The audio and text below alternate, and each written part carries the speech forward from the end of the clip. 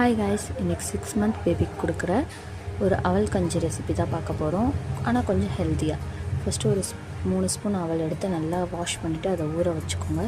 அது கூட நைட் ஃபுல்லாக சோக் பண்ண பாதாம் 2, ஒரு முந்திரி ஊற வச்சுட்டு அந்த பாதாமோட தோலை நீக்கிடுங்க.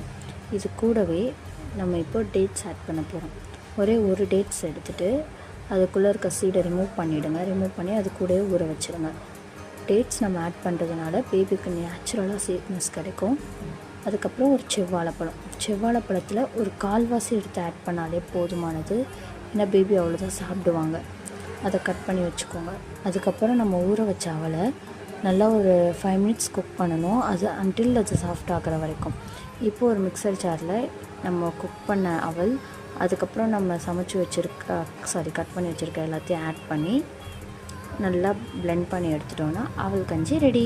உங்கள் பேபிக்கு கொடுத்திங்கன்னா கண்டிப்பாக என்ஜாய் பண்ணி சாப்பிடுவாங்க. ட்ரை பண்ணிவிட்டு கமெண்ட் பண்ணுங்கள். பாய்.